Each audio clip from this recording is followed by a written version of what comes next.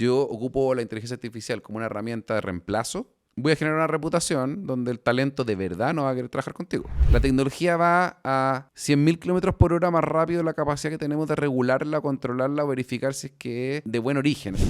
Chicas, chicos, pongámonos la mano en el corazón. ¿Alguien cree que no puede hacer 4 veces lo que está haciendo hoy día si aprendemos a ocupar bien esto? Que alguien diga que no cree que sea posible. Y yo te aseguro que muy pocos van a levantar y decir la mano. Yo creo que no es posible. Yo no soy un early adopter de cualquier modelo, principalmente porque me gusta ir viendo cómo el mercado reacciona, porque también estamos en un punto de inflexión donde podemos ocupar todo, pero no sabemos si lo que estamos ocupando está infringiendo algún tipo de normativa o alguna buena práctica, o yo estoy en el fondo utilizando entrenamiento de datos que te robaron a ti, y no lo estoy diciendo que sea así, pero es por eso que he sido un poco escéptico hasta que ir viendo que sostenidamente en el tiempo la industria demuestra que es realmente una herramienta confiable y que está entrenada de buena forma.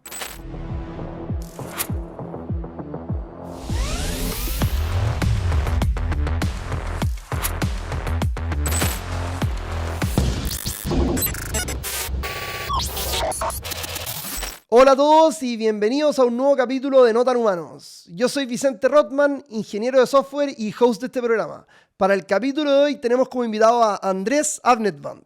Andrés, muchas gracias por estar con nosotros hoy día en el programa, feliz de tenerte. Partamos por una introducción, cuéntanos un poco de tu background, qué has hecho en el pasado y en qué estás hoy en día. Bueno, primero que todo, muchas gracias, feliz de estar acá, feliz de participar y poder compartir un granito de experiencia y anécdotas en la comunidad, como llamo yo, de inteligencia artificial y entusiastas de la tecnología. Y así mismo partí como un entusiasta. Yo te diría que mis primeros pasos en la tecnología cuando me empecé a enamorar fue cerca del año 93, 92, cuando llega el primer computador. Ya me acuerdo que creo que un 386, que eran computadores que ya podían procesar algo más o menos decente.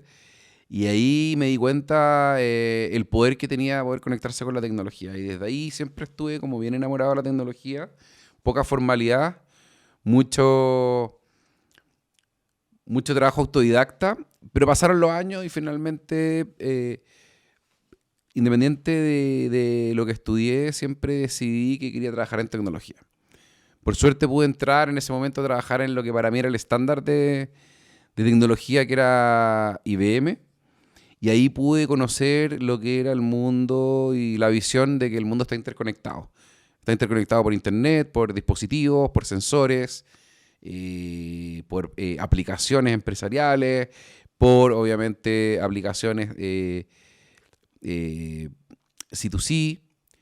Y el mundo empezó a cambiar y en el fondo nos empezamos a ir de a poco transformando una comunidad que funciona primordialmente de manera digital. Y la capacidad de poder generar inteligencia sobre la data que esto generaba fue algo que me apasionaba. Entonces después fui buscando distintos lugares donde poder explorar eso. Pensemos Chile, 2009, 2010, no existían ni los hyperscalers como Amazon Web Services o Google o Oracle o Microsoft, sino que lo que existía eran ciertos software que eran capaces de poder maniobrar la matemática que permitía hacer modelamiento estadístico, ¿cierto?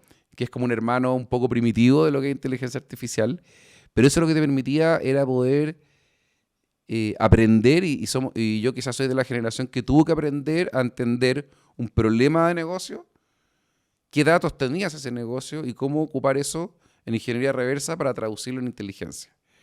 Y al final mi vida fue ese camino. Trabajé en consultoría, construí y armé una consultora únicamente dedicada a inteligencia artificial. Se llama Exalítica, un muy lindo proyecto. De hecho, creo que fuimos los primeros partners de Amazon. Sí, ¿qué año fue eso? Esto fue el 2016. El primer empleado de Amazon en Chile fue la primera persona que nos podía contestar. No existía el ecosistema de Amazon, no había base instalada de nube, nadie estaba en la nube. Google en Chile todavía no existía por el lado de Google Cloud. Las otras nubes prácticamente no existían y decidimos tomar en ese momento una decisión bien valiente. No sé si fue tonta o valiente, Pero el tiempo lo dijo que fue un poco más valiente que tonta, que fue decir, no vamos a tomar ningún proyecto que funcione on-premise, en el fondo en servidores locales, sino que solamente vamos a trabajar en la nube y en el fondo desarrollamos un nicho. Y eso nos permitió empezar a ¿Pero hacer... llegabas a clientes interesados en la nube o finalmente tú empujabas a tus clientes a irse a la nube? Básicamente dijimos, la nube está para quedarse y este es el tipo de situación que tiene que cuando pasan los años uno dice, esto es inevitable. A mí me acordaba la frase de Thanos, que es inevitable. Esto no es una decisión de si es que conviene o no conviene, esto va a ocurrir sí o sí. ¿Quieres entrar antes o quieres entrar después? Muchos clientes entendieron que esto era algo que era inminente, por muchos motivos. De ahí tengo hartas anécdotas. Y tiene que ver mucho con el concepto que hoy día en inteligencia artificial está relacionado a entrenamiento. Si yo antes quería, por ejemplo, y trabajaba con un banco, quería hacer un modelo Customer Intelligence o quería hacer un modelo de recomendación de Next Best Action, un offer, tenía que entrenar data. Y si yo tenía, por ejemplo, un X número de servidores para poder funcionar, operar, era suficiente. Pero el proceso de entrenamiento se podía comer todo un data center, porque eran pics de demanda. Y eso la nube fue algo que vino a solucionar. Porque antes cuando quería entrenar información en un banco, en una compañía, en ese momento no había muchas startups haciendo este tipo de cosas porque no tenían suficientes datos, pasaba que ocurrían esas cosas. Entonces estábamos muy limitados a nivel de infraestructura y de software para poder hacer algo que sabíamos que podíamos hacer.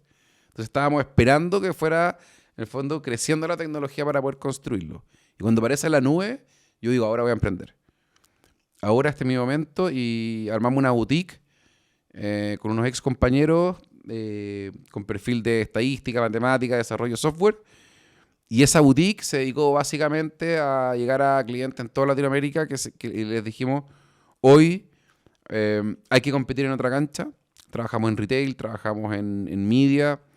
Un buen ejemplo es que Netflix ya tenía sistemas de recomendación en su plataforma de contenido digital, lo mismo que estaba haciendo Amazon. Y nosotros queríamos llevar a que los clientes en Latinoamérica, de todas las escalas, pudieran también subirse a ese mundo y ser competitivos. Y esa era nuestra misión, ese era nuestro sueño. Y esa empresa, la verdad, fue súper exitosa y finalmente tuvimos un exit el año 2018.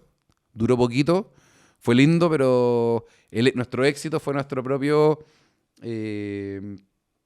punto de inflexión para poder incluso cambiar.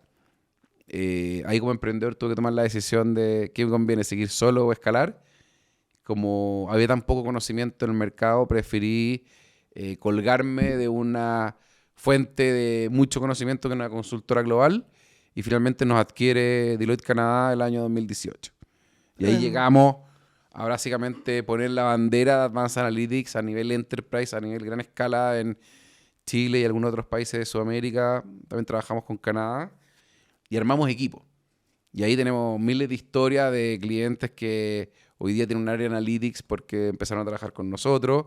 Y eso fue evolucionando en la medida que fue desarrollando la tecnología, que se fue desarrollando la cultura dentro de las compañías, dentro del mundo empresarial, dentro del ecosistema académico, dentro del ecosistema de inversión, de que el centro de gravedad del futuro de la digitalización iba centrada por los datos. O sea, en la medida que pudiésemos capitalizar datos y tener más ejecución basada en datos y en recomendación, probablemente íbamos a estar más cercanos a un negocio que tuviese sostenibilidad en el tiempo. Me queda dando vuelta algo que me da la sensación que lo tenéis muy claro, porque bueno, lo conversábamos también antes de la cámara. Y me llama la atención que también lo hayan tenido tan claro en ese minuto, que es, ves cómo de Netflix, este sistema de recomendación, etcétera, la inteligencia que se puede generar con la tecnología, y ves con mucha claridad cómo eso depende directamente de la infraestructura, de los fierros. Básicamente la inteligencia artificial no es una tecnología que per se es nueva desde el punto de vista del diseño. O sea, el diseño de redes neuronales, el diseño, digámoslo, algorítmico matemático de la inteligencia artificial está en papers hace varios años, en distintas fuentes. Obviamente que ha ido evolucionando en el tiempo, pero no se origina tan recientemente como pensamos.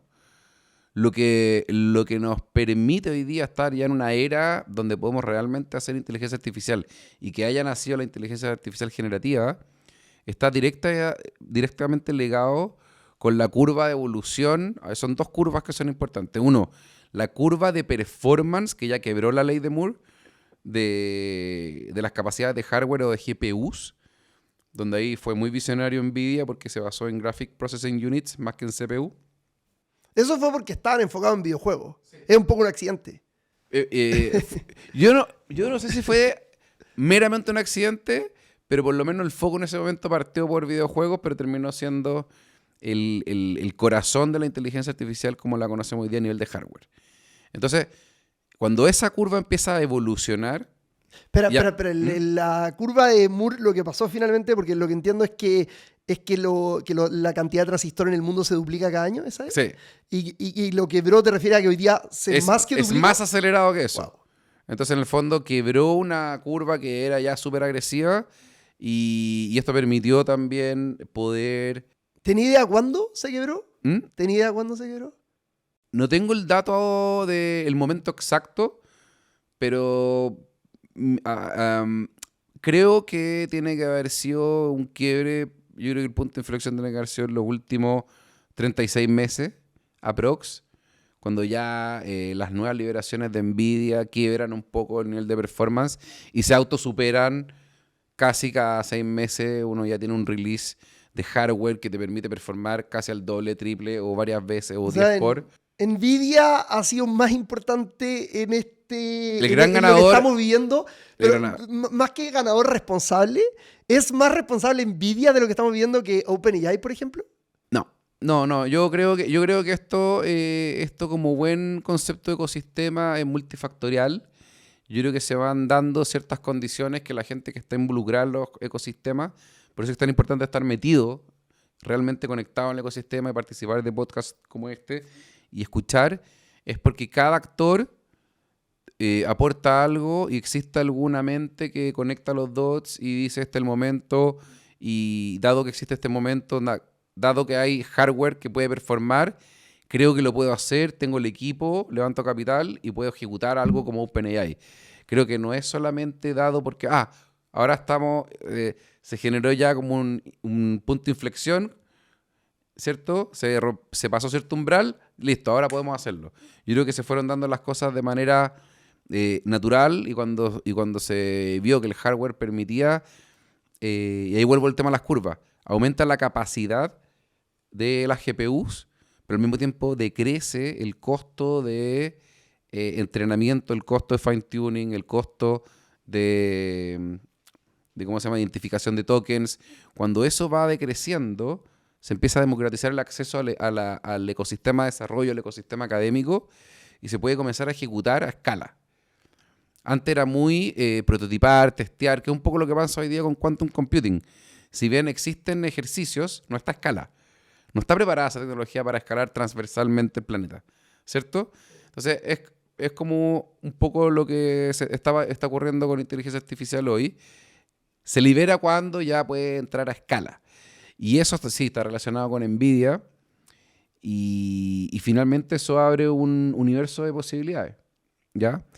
Y básicamente lo que nos pasó es que hemos ido migrando de un mundo de machine learning, de un mundo de analítica, que era un poquito más acotado, allá capacidades súper expansivas, porque tenemos la capacidad de cómputo, porque tenemos la capacidad de procesar a un costo donde podemos inferir, donde podemos hacer fine-tuning, donde podemos modelar, donde podemos implementar estos agentes con una performance, un costo y un consumo de energía que permite que sea accesible a emprendedores, a grandes empresas y por ende también poder llegar a tener una tasa de reemplazo de tecnología antigua por esta nueva tecnología.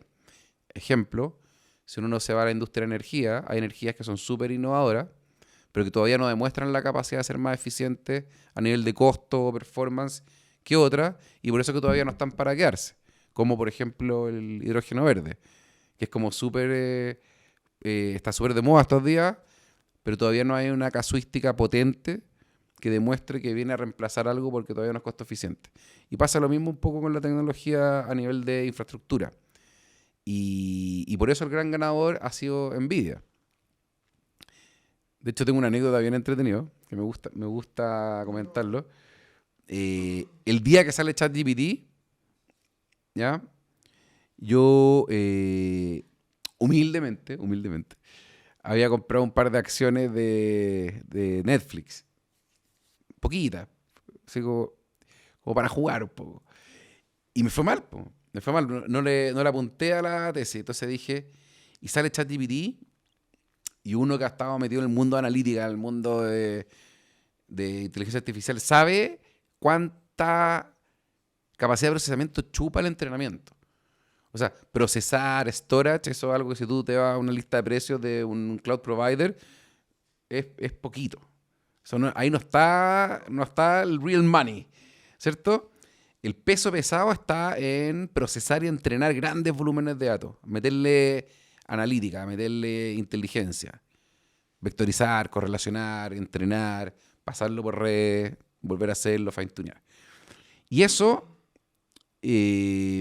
cuando nos dimos cuenta que iba bajando ese valor, la pregunta es, ¿qué se necesita para que eso ocurra? Entonces, mi hipótesis era, ¿quién va a proveer el hardware a este costo para poder hacer esto? Y la respuesta era Nvidia.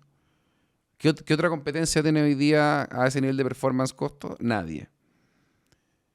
Bueno, entonces el mundo era invertir en data centers, que es lo que está ocurriendo, mucho hardware, o sea, hay lista de espera hoy día para comprar hardware Nvidia, y provisión de energía. Y los fondos, ¿cierto? Y la tasa y la probabilidad de reemplazo, la replicabilidad o la barrera de entrada para un competidor para que llegue al estándar de la velocidad en que saca release Nvidia, la performance y el costo que tiene, era muy difícil. O sea, un Intel, hoy día una AMD, le va a costar mucho llegar a superar o machar lo que está haciendo Nvidia. ¿Y eso tiene que ver con el foco que tuvieron tan anticipado en GPU? Yo creo que cuesta mucho desarrollar una expertise de esa índole sin haber vivido una curva de desarrollo importante. Porque hay mucha tecnología. ¿Y si alguien que es se empieza a propietaria? llevar a los talentos de Nvidia? Probablemente sí. Por ahí el camino. Y como todo va a tender obviamente a llegar a un ambiente donde haya competencia. Pero lo que digo es que al principio mi apuesta en ese momento fue por Nvidia. Porque Vendiste Netflix y te fuiste a Nvidia. Vendí Netflix y me fui a Nvidia. Muy bien hecho. Muy bien hecho. Pero al final a lo que voy es que es importante que nosotros hagamos, creo yo, esa relación de que la inteligencia artificial es un ecosistema de capacidades. Entonces, cuando hablamos de qué quiero construir, hoy día la conversación y uno de los grandes desafíos que tenemos es, tenemos un legado de gente súper inteligente, brillante, que viene del mundo Advanced Analytics, que saben mucho de programación en Python, de modelos estadísticos, de optimización, obviamente redes neuronales, deep learning, etc. Pero hoy día se ha vuelto un poco a esa vieja escuela donde el desarrollo está súper ligado a performance. Como que en algún momento con la nube, sobre todo después de COVID, hicieron grandes migraciones a la nube y se usaba nube. Y se procesaba.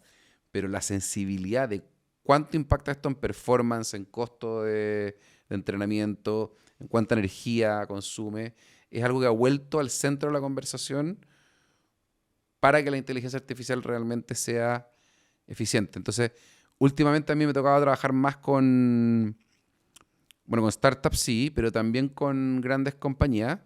Y cuando uno trabaja con grandes compañías, la pregunta es no solamente cuánto valor entrega, sino este valor es un candidato o tiene suficiente mérito en performance para reemplazar algo que estoy haciendo, ¿cierto?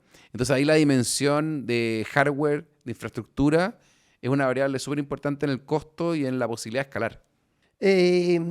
Y hablando del tema de eficiencia, me queda dando vuelta mucho lo que hemos visto con China y DeepSeek, que siento que sigue siendo una interrogante todavía para mucha gente. No sé qué es lo que sabes tú de eso, cuál es tu postura, o si realmente los chinos han sido capaces de al final sacarle el jugo a los fierros a esta infraestructura mucho más que los mismos gringos. Mira, el caso de DeepSeek ha sido bien entretenido porque ha generado hartas polémicas. Yo al principio, tengo que confesar, que era un poco... eh, como que me rehusaba un Escéptico. poco y un poco escéptico, sí, a darle mucho fuerza. Yo soy un poco más conservador. Yo no soy un early adopter de cualquier modelo. Principalmente porque me gusta ir viendo cómo el mercado reacciona a temas de con qué modelos de datos se entrenó, si se entrenó o se destiló, que en el fondo es entrenar con algo ya entrenado, eh, cuáles son las políticas de privacidad de datos que están embedidas en el servicio como API, eh, antes de realmente usarlo, ¿ya? Porque también estamos en un punto de inflexión donde podemos ocupar todo, pero no sabemos si lo que estamos ocupando está infringiendo algún tipo de normativa o alguna buena práctica, o yo estoy en el fondo utilizando entrenamiento de datos que te robaron a ti, y no lo estoy diciendo que sea así, pero es por eso que he sido un poco escéptico hasta que ir viendo que sostenidamente en el tiempo la industria demuestra que es realmente una herramienta confiable y que está entrenada de buena forma. El, no porque sea chino, sino porque creo que es algo que tenemos ¿Y que crees hacer. que ya tenemos esas Creo, garantías en cierto punto? a mi juicio, garantía, yo creo que no. Yo creo que sí estamos en un hype donde todos queremos ir subiendo o dándole acceso a todos los LLMs o a todos estos agentes lo más rápido posible a todas las plataformas para democratizar el acceso. Creo que es un mercado que va mucho más rápido que la regulación y la capacidad de trazar las buenas prácticas. Y Ah, ahí demasiado rápido.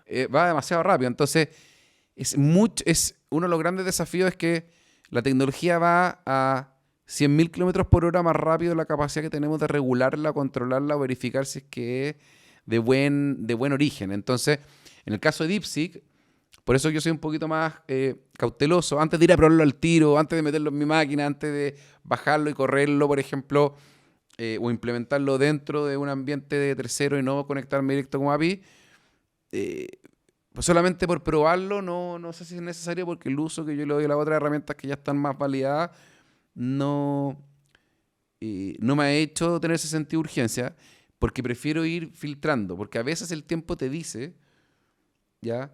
Que no necesariamente todas las tecnologías terminan siendo lo que dicen ser, ¿ya? Y esto te puede ocurrir con cualquiera.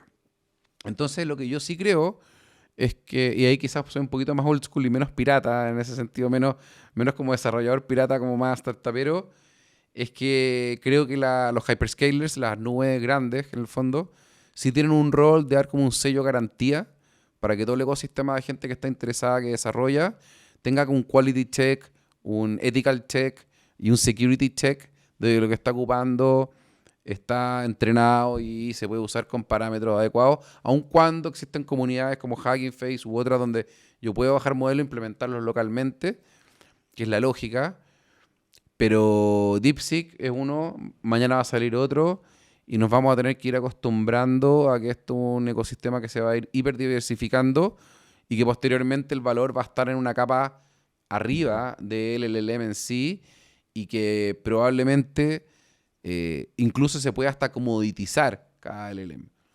Y pensando más allá en si tú lo usas o no, ¿cuál fue el logro de China al lograr armar DeepSeek con tantos menos chips de NVIDIA? Ahí hay un tema de eficiencia que realmente fueron capaces de... ¿Tienes idea de algo? A ver, por un lado, ocuparon otra técnica, destilaron información. Creo que eh, en una carrera donde uno hace un desgaste 20 y otro hace un desgaste 5, el incremental de ese 5 igual es significativo, pero obviamente hay otros que han hecho un desgaste en ir con el machete abriendo tecnología. Entonces yo creo que lo que demostraron es que básicamente pudieron aprender, como siempre creo que lo ha hecho China, de aprender muy rápido, de replicar lo bueno, de darle su matiz obviamente local. Creo que China hace muchos años que ya tiene un nivel de profundidad en su ecosistema de recursos técnicos. O sea, tiene una comunidad técnica muy potente, muy grande, mucho más profunda ya no son copiadores, hace muchos años que no son copiadores. Son comunidades que realmente construyen tecnología propietaria. En este caso, yo creo que lo que ellos hicieron fue tomar lo mejor de los dos mundos, es tomar toda la arquitectura de lo que venían haciendo los grandes LLMs que hicieron las grandes inversiones, reutilizar eso, eficientarlo, pero no sé si el resultado es realmente el mejor o el más sostenible, pero sí demostraron que existen caminos que no van sobre los 100 billion y que existen formas para poder hacer cosas de manera más eficiente.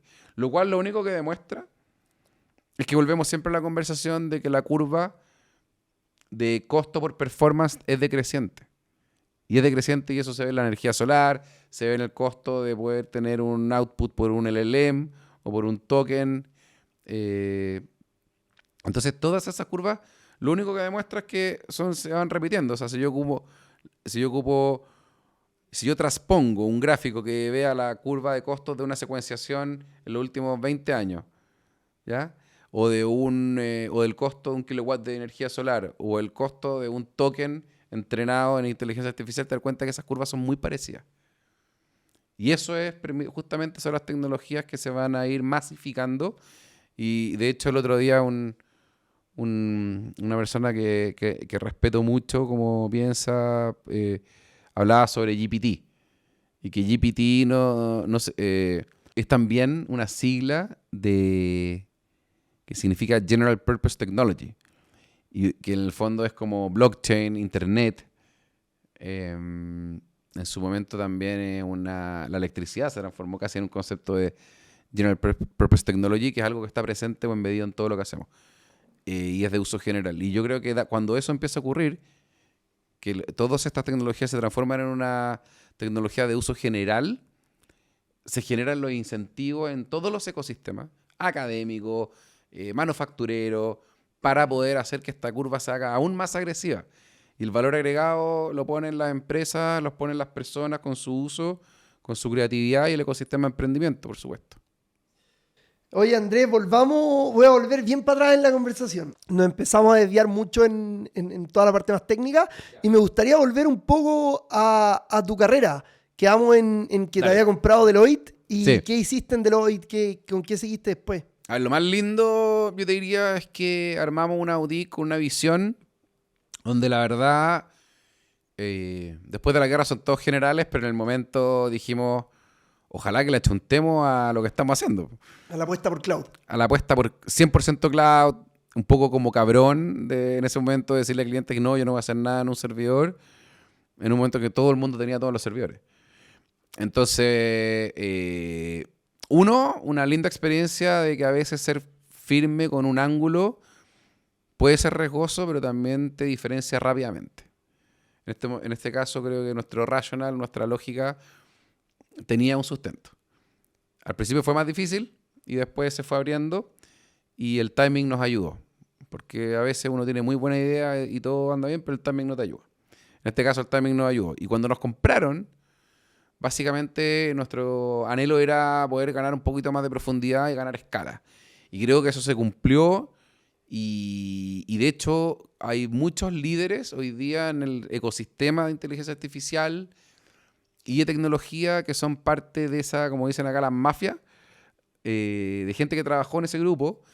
Trajimos un grupo de 60 y tantas personas y finalmente terminamos siendo más de 100 personas dentro de una compañía que en ese momento no era un actor relevante en inteligencia artificial y que después de los años, la verdad que tuvo proyectos increíbles en Chile, en Latinoamérica, en Estados Unidos, de inteligencia artificial. Hay algunos que a mí son bien entretenidos.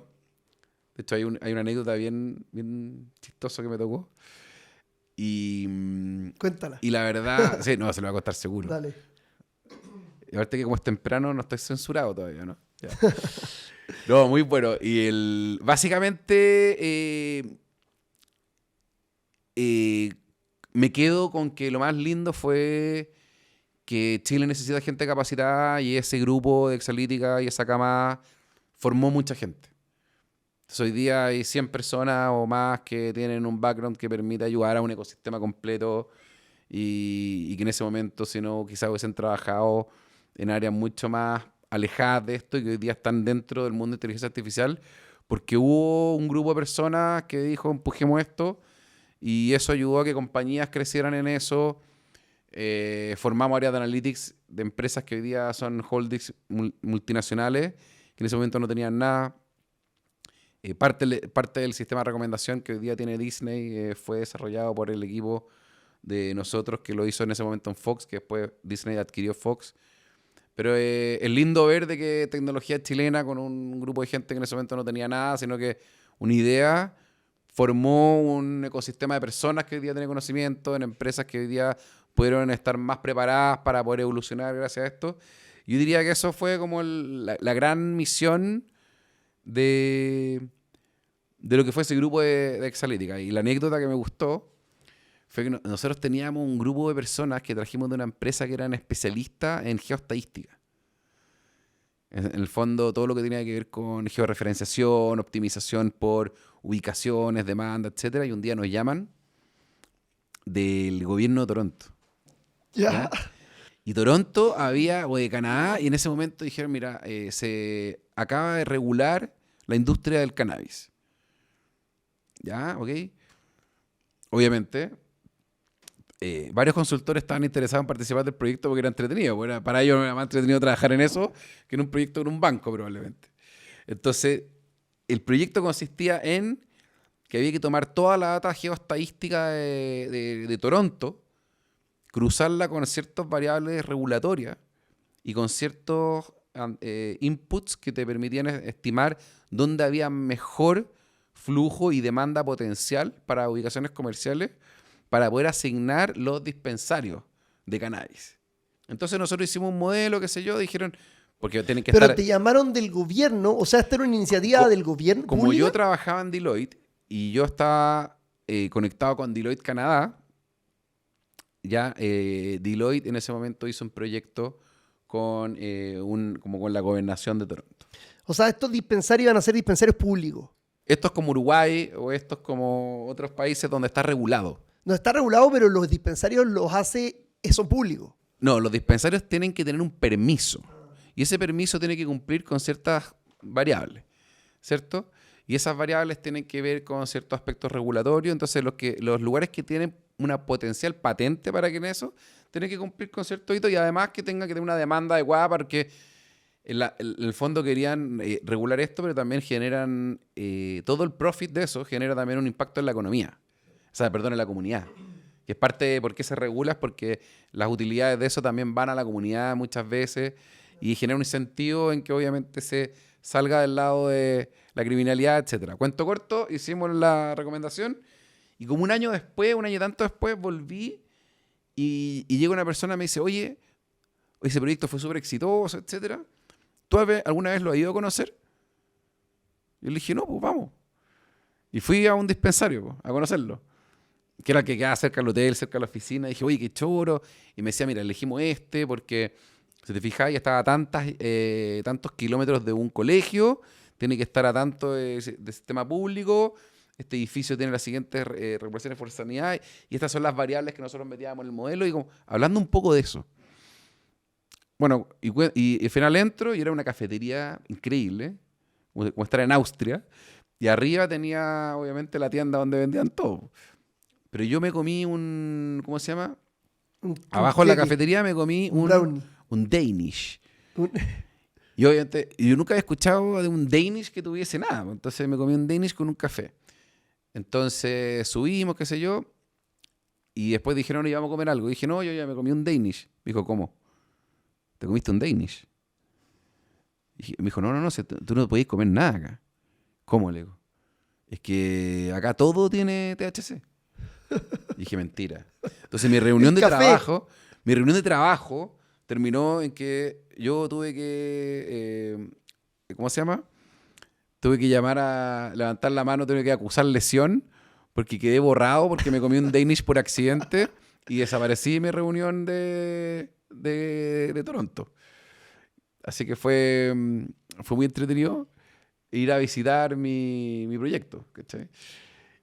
Así que, bueno, eso tiene un poco lo que hacemos. Que al final tú lo puedes ver plasmado en el día a día, en distintos lugares. Bueno, y de ahí, ¿cómo seguiste? ¿En qué estás hoy día? Después de eso, estuve 4 años a cargo de esa área. Esa área fue evolucionando. Yo tenía la visión que el éxito de un área de inteligencia artificial analítica, al ser una tecnología de uso general, su éxito era la dilución. Y todos me decían, ¿cómo la dilución? Claro, porque cuando uno piensa que es algo de uso general, la inteligencia artificial no tiene que ser un grupo de personas, tiene que ser algo que esté en todo lo que hacemos, ¿cierto? Entonces de a poco empezó a ocurrir eso. De hecho, si tú hoy día vas a una consultora que ya es más madura, te das cuenta que más que un área de inteligencia artificial, la inteligencia artificial como parte de la forma de trabajar está metida dentro de las áreas de supply chain, dentro del área de customer intelligence, dentro del área de financial advisory. Está digámoslo como se dice, embebido dentro de su forma de funcionar. Y eso es un poco, yo creo que un éxito de cómo se entiende el uso de la tecnología, ¿ya? Y después de eso cumplí un ciclo y me picó el bichito. Yo estaba haciendo una tesis en Estados Unidos sobre fintech y algunos temas de emprendimiento. Y yo sentía que me faltaba a mí un poco más de profundidad en desarrollar solo un producto. Había armado una consultora, había liderado una consultora internacional, había tenido un éxito, había trabajado en algunos de los temas de inversión y M&A, pero yo dije quiero dedicarle todo mi tiempo, el 100% de mi tiempo, como lo que estás haciendo tú, a un producto o a un problema. Porque tiene otra complejidad, mucho más profunda. Porque conversa el desafío técnico todos los días con el desafío, digámoslo, sociológico de entender a tu cliente. Y en la consultora te saltáis el 0 a 1. Más que te saltáis el 0-1, Pero igual te saltáis el 0 a 1. pero también estáis desconectado de tu cliente final. ¿Me explico? Por ejemplo, voy a inventar, ¿ya? Yo hago un proyecto con un banco, pero yo pierdo como consultoría la visibilidad de qué le pasa al cliente del banco, qué le pasa al funcionar el día a día con lo que yo hago. Y esa retroalimentación, meterla en el backlog de desarrollo y permanentemente depurar un producto para solucionar un problema. Y sentía que ese es el loop más importante. Entonces decidí ahí, renunciar amistosamente, lo cual no era tan habitual porque estaba en un buen lugar. Y yo decidí volver a emprender y armamos una fintech con un par de socios, yo como inversionista, y tratamos de hacer una plataforma de intermediación de crédito que se llama Refi, la cual funcionó por cerca de 3 años y medio. Tuvimos buenos logros, nos integramos a Mercado Libre, en el portal, estuvimos integrados a varios bancos, teníamos bastantes usuarios, generamos un motor de prospección crediticia, logramos hacer en 7 minutos lo que en el mercado crédito hipotecario se demora cerca de 3-4 semanas. Logramos encontrar un modelo que reducía el overhead de adquisición de clientes de la banca, que mejoraba la conversión de las inmobiliarias, pero aún así hicimos una plataforma software súper buena, porque una de mis tesis cuando estaba en Estados Unidos era por el lado de inversión, era que generalmente los fondos cuando invierten, hay tanta cultura de prototipar, obviamente barato y escalar de ahí y producto mínimo viable, que hay mucho software que hay que refactorizar.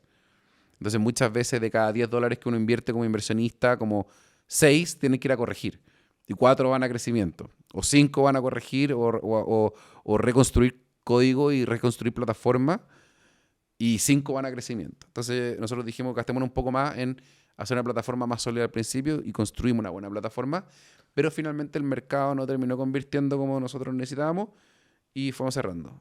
Y estamos ahora en un proceso de cierre o de venta de Refi, lo cual al final del día te muestra que no importa la tecnología, si es que esa tecnología no llega realmente de manera eficiente a tu usuario final. Entonces, es una linda experiencia, un lindo acto de humildad de decir, no importa lo que yo pensaba que conocía la industria, siempre tu cliente te va a desafiar. Entonces, aunque yo tenga una propuesta de valor, aunque yo sienta que tenga el problema súper identificado, hoy día construir tecnología no se puede sacar del loop de feedback de tu cliente, de feedback del usuario. Y creo que eso es súper importante y por suerte hoy día la inteligencia artificial te ayuda también a aprender de eso más rápido que antes. Y después de eso, pensé que quería volver a estar más cerca de sentí que el mundo había cambiado muy rápido. Y una de las cosas que cambió muy rápido es que la sensibilidad de construir tecnología ligado a lo que hablábamos antes del mundo de infraestructura, como que había vuelto. Como que antes era solamente dato, algoritmo, modelo estadístico, modelo de optimización, cómo lo pongo en producción. Esa era la conversa hace 5 años, ¿cierto? Hoy día la conversa es cómo lo hago a la menor latencia posible, con la mayor cantidad de tokens por segundo, con el menor costo de infraestructura, utilizando poca energía, entrenándolo rápido. Esas conversaciones más ligadas como a la parte más dura, creo que han vuelto. Y yo sentía como que me tenía que volver a empapar de eso, y ahí llego a Oracle con la misión de empujar los temas de inteligencia artificial en Latinoamérica, Sudamérica, básicamente ayudando a construir el ecosistema, ayudando a tener conversaciones de valor con empresas que dicen, lo quiero hacer, hasta tengo presupuesto, tengo equipo, por dónde parto, y cómo soy pragmático, cómo muestro resultados, y creo que ahí también entra la experiencia. Hay mucha gente que hoy día tiene conocimiento técnico o más profundo, o que está más avanzado, porque esto va demasiado rápido, pero es súper importante también ligar a cómo interpretar el problema. Es la ingeniería reversa de cómo traducir eso en tecnología. Y ahí está. O sea, ¿sentís que te faltó eso mismo que estabas buscando, que era esa conexión con el cliente que te faltaba en Deloitte? ¿Te faltó escuchar más al cliente? No es que me escuche, porque mi cliente, cuando uno está en una consultora, mi cliente, por ejemplo, si yo trabajo con... No estoy pensando en tu startup, en tu fintech. En mi fintech no, yo diría que lo que me pasó, eso me pasó cuando estaba en esa sensación de que, por ejemplo, si yo hubiese sido un consultor tuyo en Deloitte, ya, yo hubiese tenido menos visibilidad a tu cliente final como Cesti, ¿cierto? Y cuando después yo emprendí, más que nos faltó es que habían ciertas condiciones de mercado que eran parte de nuestra hipótesis que no se fueron cumpliendo, como por ejemplo el apetito a alocar crédito hipotecario del mercado nacional. O sea, es algo que a nivel endémico en Chile está seco, ¿cierto? O sea, cualquier conversación sobre la industria inmobiliaria en Chile hoy día es una conversación difícil. También, por otro lado, se da un efecto que también es bilateral. Por un lado, hay poca asignación a crédito, pero al mismo tiempo, como que es el huevo o la gallina, hay un nivel de deuda que nos permite poder tomar más deuda, por ende ha bajado la tasa de compra de propiedades, ¿cierto? Por eso mismo es que hoy día los arriendos son más caros. Entonces hay ciertas condiciones que hacen que a veces un modelo de negocio dé o no dé. Históricamente hubiese dado. Pero el timing también es importante, y por eso también que los equipos de desarrollo tienen que ser más livianos. Y para que sean más livianos también es importante que sean más productivos. Ahí de nuevo entra la inteligencia artificial. El poder prototipar, el poder testear más con un equipo más pequeño, quizás con más profundidad, para poder tener más agilidad en poder pivotear, por ejemplo. No, de todas maneras, de todas maneras. Yo estoy, de hecho, y una de las inspiraciones de este podcast fue este desafío que estoy teniendo. Bueno, yo soy CTO en Cesti, estoy a cargo del equipo técnico. Y estoy con un desafío que me puse yo mismo, ¿Ya? que es cómo le meto inteligencia artificial al desarrollo de software dentro de Cesti, al punto de, ojalá pronto, poder tener 10 ingenieros que avancen como si fueran 100. O sea, ser Exacto. mucho más productivo. Y estoy constantemente mirando herramientas, etcétera, qué es lo que está haciendo el resto. Y hay historias bien interesantes que están saliendo. O sea, no sé si caché la historia de Klarna recién. No la conozco. Bueno, ahí de leer un poco está saliendo harto. Klarna es una startup que ofrecen créditos de consumo. ¿Ya? Bueno, yo viví harto años en Estados Unidos se usa mucho. Tú en Chile, cuando vayas a pagar con tarjeta de crédito, siempre te ofrecen cantidad de cuotas sin comisión. Sí. Sin interés, creo que sí. En Estados Unidos eso no, los bancos no lo ofrecen. Klarna es una startup que ofrece ese mismo servicio. Que es como Mira. a través de esta startup ellos te dan el crédito, ellos manejan el crédito y puedes tomar cuotas sin interés. Ah, buenísimo. O sea, son súper grandes. Y hace un tiempo se mandaron como este cambio bien profundo, echaron a no sé cuántos ingenieros y le metieron full IA y ahora se echaron para atrás. Y como que volvieron a contratar a la gente y como que sacaron un poco toda la IA que estaba escribiendo código. Entonces salen todas estas noticias. Por otro lado, Microsoft diciendo que hoy día el 30% de su código está generado por IA. Estamos como... están pasando muchas cosas en el desarrollo y hay que saber un poco cuál es el camino y qué hacer y qué no. Yo creo que acá no hay una respuesta única, claramente, porque estamos en un momento donde uno puede decir algo y el tiempo te diga otra cosa. No hay una premonición, un oráculo que sea como muy claro. Pero esta es mi visión y esta es una conversación que tuve hace un tiempo. Esto tiene que ver con input-output, recursos, es como cualquier ejercicio de ingeniería. Si tengo 20 maestros, si tengo tanta productividad, cuánto, típico ejercicio así de cálculo. Acá, primero, hay que pensar multifactorialmente. No podemos pensar en silos. Yo no puedo pensar únicamente en productividad. Tengo que pensar también en sostenibilidad. El manejo de talento también es parte de tu sostenibilidad. ¿Ya? Ejemplo, si yo genero una reputación de ser una empresa que yo ocupo la inteligencia artificial, esto es algo blando, ¿me entendí? Que no es solamente técnico. Si yo ocupo la inteligencia artificial como una herramienta de reemplazo, voy a generar una reputación donde el talento de verdad no va a querer trabajar contigo. ¿Cierto? Eso es lo primero. Y desconocer de que la parte blanda del manejo de ser humano es crucial para el desarrollo de tecnología es no entender cómo se construye tecnología, que al final del día, por lo menos, sigue siendo orquestada por el ser humano. Eso es lo primero. Entonces, tomar esas decisiones yo creo que es un poco agresivo. Esa es mi forma de pensar. Y el otro día tuve una conversación con ciertas personas sobre... Yo creo que hoy día ya... Lo que sí creo que no es necesario hacer proyectos monstruosamente grandes de 5 años, etcétera, porque yo creo que existen tecnologías para poder hacer muchas cosas de manera más granular. Pero por otro lado, si uno dice, oye, puedo aumentar mi productividad y que 10 personas hagan el trabajo de 100, entonces yo te digo, mantén a tu equipo que tengan la misma productividad y hacen un año lo que harías en 10. En vez de decir, reduzco el equipo y hago en los mismos 3 años, hago lo mismo con menos personas, yo diría, avanza 10 años. Obvio. ¿Me cacháis? Pero yo creo que cualquier empresa prefiere avanzar más rápido. Claro, es que yo creo que... Si queréis vender más o queréis disminuir tus costos, queréis vender más. En la lógica sí, pero que la gente identifique que con el mismo equipo puedo avanzar mucho más rápido, sin necesariamente decir, puedo lograr mis objetivos con menos personas, y que entiendan que es un mejor juego, como el endgame, puede ser mejor, avanzar mucho más rápido con el equipo que tengo y reconvertirlo y generar una reputación de que esta es una compañía, por ejemplo, una startup que te ayuda a reinventarte, que te ayuda a tú transformarte en una persona infinitamente más potente. El impacto de eso en el mediano a largo plazo, yo creo que te trae mucho más réditos que testear el reemplazo o la hiperproductividad de unos pocos. ¿Me explico, no? Sí, hace mucho sentido. Y yo creo que eso se puede hacer a pequeña escala o se puede hacer a una gran escala. Entonces yo creo que el desafío de los líderes, que también entra el tema del liderazgo, cómo yo lidero estos procesos, tiene que ver con reencantar a la gente.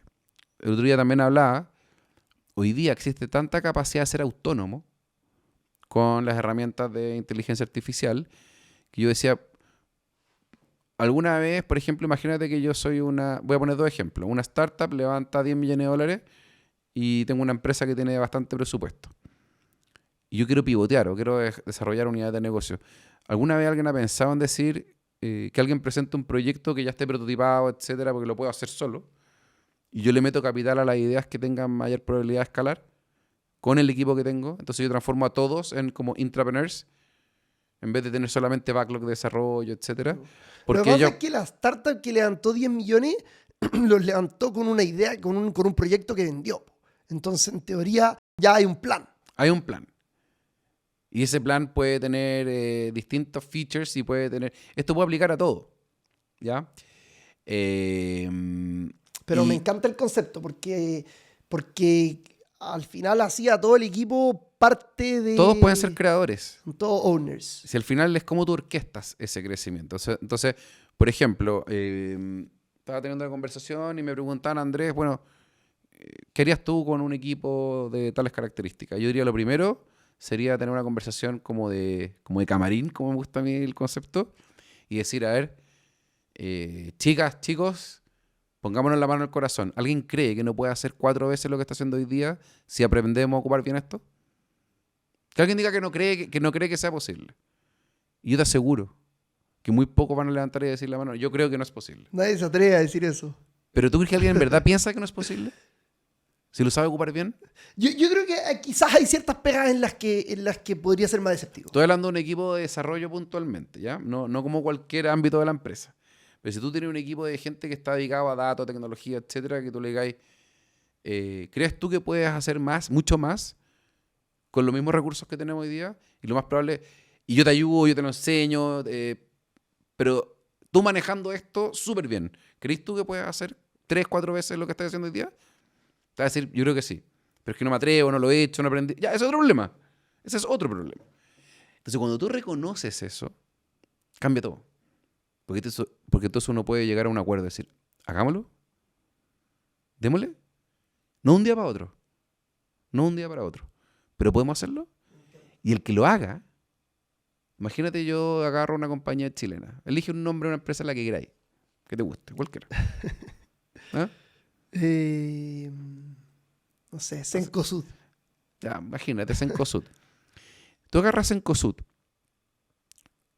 La mayor evolución y al mismo tiempo los mayores problemas de los retailers en el mundo y en Latinoamérica han tenido que ver principalmente por problemas de integración tecnológica o por adaptación a un modelo digital que reduzca su overhead y aumente su eficiencia. En distintos ámbitos.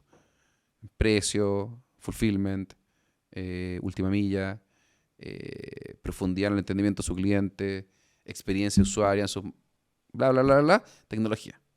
O sea, driven o alimentado por tecnología, ¿cierto?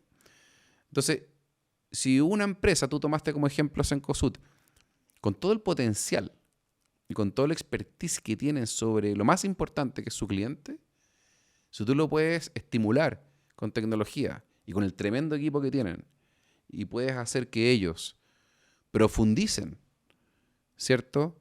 Y multipliquen su capacidad de entrega de releases de nuevas capacidades, tú puedes reconvertir una compañía que tiene como un brick and mortar que es pesada en activos, etcétera, la puedes agilizar y transformar en una empresa que puede competir globalmente empujada por tecnología.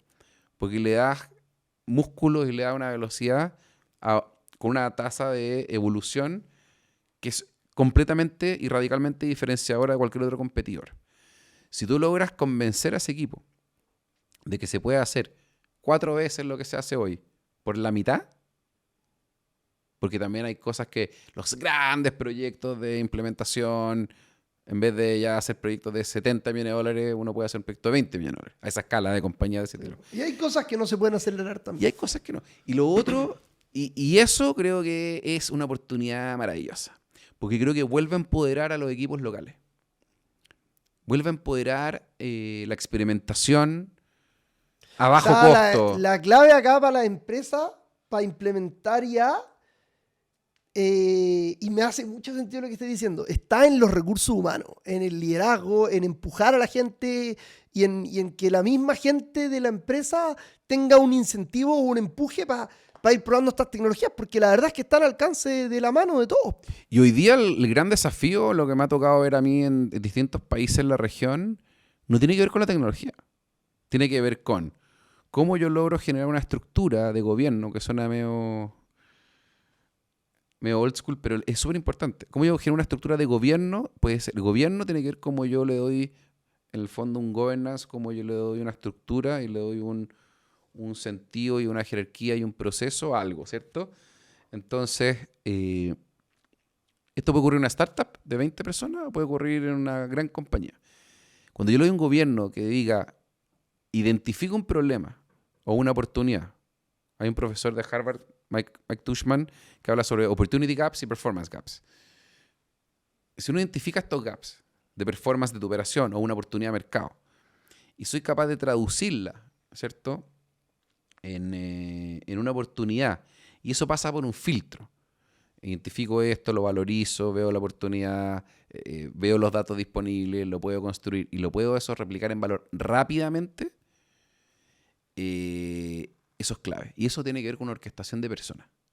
Eso tiene que ver con una orquestación que cuál es mi entendimiento del problema, dónde están mis prioridades. Algo que también es súper importante. Que a veces no nos hacemos siempre la pregunta de manera profunda. ¿Qué construyo y qué compro? ¿Tengo que construir todo? Yo tengo una anécdota que es bien chistosa. Cuando estaba en Exalítica, trabajamos con un par de académicos, gente brillante, y llegamos con código, a una herramienta que hacía identificación de imágenes. Nosotros dijimos, somos unos genios.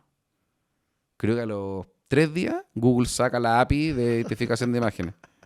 Y nosotros dijimos, yo pensé que estaba armando OpenAI, ¿cachai? Dije, la maté. Me acuerdo perfecto. Dije, oye, no puedo creer lo que hicimos, weón. Estamos identificando imágenes con un código. Somos unas máquinas. Y tú te das cuenta que... Y ahí tenés un ejemplo de qué compro, qué desarrollo. Y ese dilema hoy día es todos los días. ¿Qué compro, qué desarrollo? Entonces, también tienen que haber seres humanos que traigan el pragmatismo de decir, esto lo vamos a hacer, esto lo vamos a traer de afuera, esto lo vamos a hacer con una startup. Enfócate en esto. Hay mucho de guata en esa decisión, ¿no? Yo creo que tiene que ver también con cuáles son tus ejes, cuáles son tus pilares. Mira, te invento, todo lo que tenga que ver con prospección crediticia y control de fraude es mío, por temas de compliance, por temas de que es mi core, esta es mi diferenciación en el mercado, todo lo que tenga que ver con una recomendación financiera originada por algún tipo de perfilamiento de credit scoring o de comportamiento, no se lo va a pasar a nadie. Es mi core, y a eso me voy a dedicar. Todo lo que tenga que ver con Customer Success, que es súper importante, pero tiene otros matices, todo lo que tenga que ver con generación de contenido, todo eso lo voy a externalizar. ¿Por qué? Porque no quiero dedicar los recursos que tengo y ese talento quiero que todo mi equipo sea un experto en mi core business. Entonces, toda la idea... Un tema de definir prioridades. Prioridades, ¿cachai? Entonces, ¿por qué? Porque yo lo que quiero es que yo avance 15 años, estoy inventando un número exagerado, en 2 años. Pero para eso mi equipo tiene que ser el más profundo en pocas cosas. Sí. Y si así todo termina avanzando poco en todo. Entonces el equipo tiene una misión que está más cercana a donde está tu valor único, como el uniqueness que tiene una startup o que tiene una compañía. ¿Ya? Y yo creo que eso es súper importante. Por ejemplo, si una compañía lo más importante es que es súper buena comprando y muy buena en cliente, o sea, para mí es obvio que el equipo que más conoce el producto, que son la gente de adentro, se dedica a eso. Si ya tenía algún tema de última milla y no es tu core business, porque algo que hoy día quizás hay otras, se puede incluso distribuir en varias compañías, no le dediquí el 30% de tu capacidad de desarrollo en eso. Hazte experto en lo otro.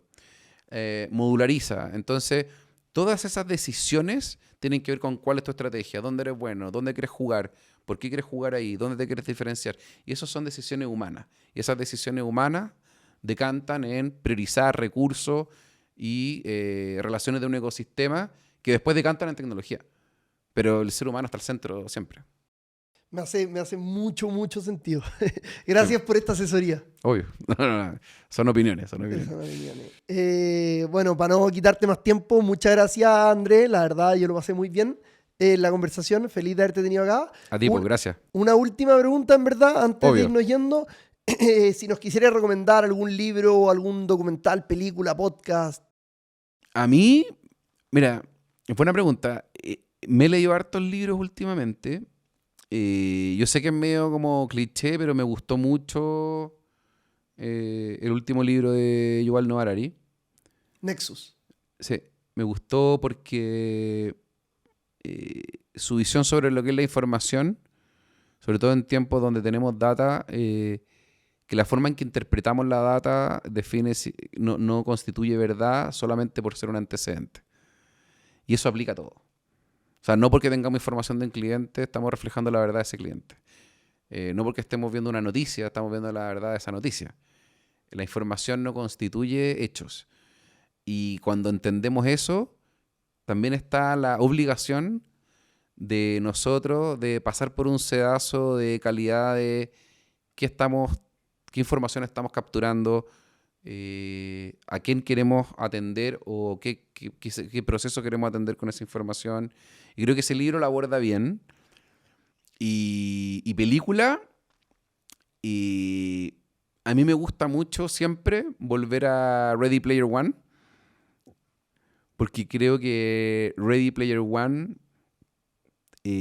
muestra el nivel de penetración que va a tener la tecnología en los próximos años en el mundo. Yo creo que hay una película que yo creo que refleja esa capacidad de tener toda una identidad digital. Obviamente que es Steven Spielberg y el mundo es medio apocalíptico fuera del juego, pero si tú miras cómo interactúan, la versatilidad, la capacidad de personalizar tu experiencia, de transformar el mundo digital con inteligencia artificial, con obviamente el metaverso, realidad aumentada, y a través de ahí tener comercio, tener reputación, tener educación, una serie de cosas, y ser quien tú quieres ser, creo que es un mundo al que perfectamente vamos a ir apuntando. No sé si se va a materializar así, pero como película, como visión me gusta. Creo que nos ayuda a pensar mucho más allá. O sea, ojalá no vayamos para allá. Ojalá que el mundo de afuera no sea así, pero yo creo que si te fijas, de a poco nos estamos metiendo a que nuestras experiencias ocurran más en lo digital que en lo físico. Y da mucho. Da mucho. No tan de a poco. No tan de a poco, pero al final del día, esto no tiene que ver con el libro, hay una buena pregunta que quizás hay que dejarle a todo el mundo, a los emprendedores, a las empresas. ¿Qué va a cambiar y qué no va a cambiar? Lo que no va a cambiar es que la gente va a seguir consumiendo cosas. La gente va a seguir queriendo tener experiencias humanas y experimentar felicidad, experimentar cosas. Y yo creo que la tecnología tiene que estimular eso. Sí, hay una... De hecho, me quedo dando vuelta la última frase porque hay una frase que ha dicho Jeff Bezos un par de veces que dice que a la gente le pregunta mucho como qué es lo que va a cambiar en los próximos 10 años, que es típico, le preguntan predicciones. Y él dice, y me preguntan muy poco qué es lo que no va a cambiar en los próximos 10 años. Obvio. Y esa pregunta es mucho más interesante. Y él cuenta que en verdad él construyó y sigue construyendo Amazon pensando en qué es lo que no va a cambiar en los próximos 10 años. Que es que la gente quiere comprar cosas baratas que te lleguen rápido a tu casa. Y querí irte a unas vacaciones donde la naturaleza sea limpia. O quieres un lugar que tenga paz, quieres tener seguridad. Sí, entonces habla de cómo tú, con la otra pregunta, que no va a cambiar, puedes construir un negocio porque no va a cambiar los próximos 10 años. La gente va a seguir necesitando productos, la gente va a seguir probablemente tomando café, entonces van a seguir existiendo obviamente logística física. Entonces hay una serie de cosas que no van a cambiar. ¿Cómo hacemos que las cosas que no van a cambiar y que las cosas que queramos mejorar estén estimuladas por esto? Y yo creo que la respuesta es siempre estar cercano a las personas y verlo como un acelerador y autorregularnos. Yo creo que siempre se habla de la ética, la inteligencia artificial. Lamentablemente una industria, una tecnología que siempre va a estar, como se dice, under-regulated, porque siempre va a estar la regulación más lento que la evolución de la tecnología, porque es imposible. O sea, no existe regulación que pueda ir a la velocidad de la inteligencia artificial. Por ende, los seres humanos tenemos que tratar de autorregularnos y hacer las cosas bien. Y si soy líder de una fintech, yo proactivamente proteger a mis clientes, yo proactivamente proveer seguridad, yo proactivamente hacer cosas. Y creo que eso es quizá como algo más moral en nuestra obligación. Porque no podemos esperar regulación o palos para poder hacer las cosas bien. Buenísimo. Muchas gracias. Ahora sí, cerramos. Gracias por haber venido. Estuvo muy buena la conversación. Muchas gracias. Te pasaste.